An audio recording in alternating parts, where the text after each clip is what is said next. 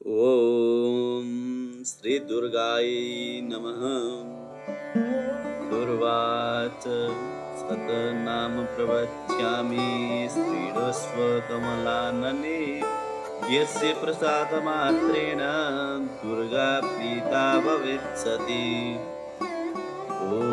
सती साध्वी भवप्रीता भवानी भवमोचनी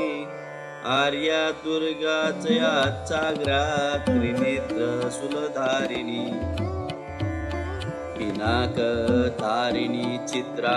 चण्डघण्टा महातपा मनोबुद्ध्यहंकारा चित्तरूपा चिताचिती सर्वमन्त्रमयी सत्या सत्यानंद स्वरूपिणी अनंता भाविनी भाव्या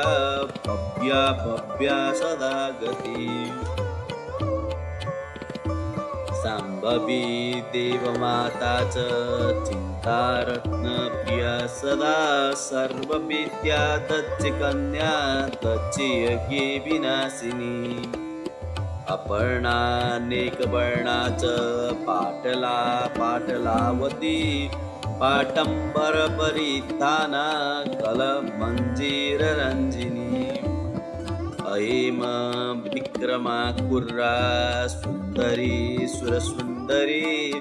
वनदुर्गा च मातांगी मातांग मुनिपूजिता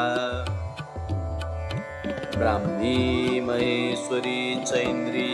कौमारी वैष्णवी तथा चामुंडा चैव वाराही लक्ष्मीश्च पुरुषाकृति विमलोत्कर्षिणी ज्ञाना क्रिया नित्या च बुद्धिदा बहुला बहुला प्रेमा सर्ववाहन वाहना निशुम्भ शुम्भहननी महिषासुरमर्दिनी मधुकैटभहन्त्री च चण्डमुण्ड विनाशिनी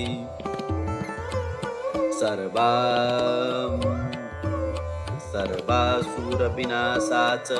सर्वदानवदातिनी सर्वशास्त्रमयी सत्या सर्वास्त्रधारिणी तथा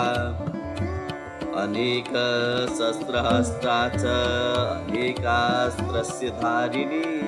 कुमारी चैककन्या च कैशोरी युवती यति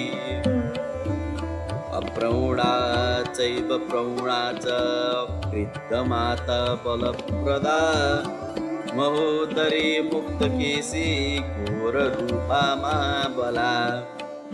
अग्निज्वाला रौद्रमुखी कालरात्रि तपस्विनी नारायणी भद्रकाली विष्णुमाया जलोदरी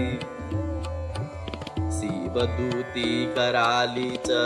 अनंता परमेश्वरी कात्यायनी च सावित्री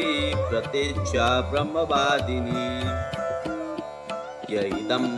प्रपठे नित्यं दुर्गा नाम चताष्टकं नासत्यं विद्यते देवी त्रिषु लोकेषु पार्वती धनं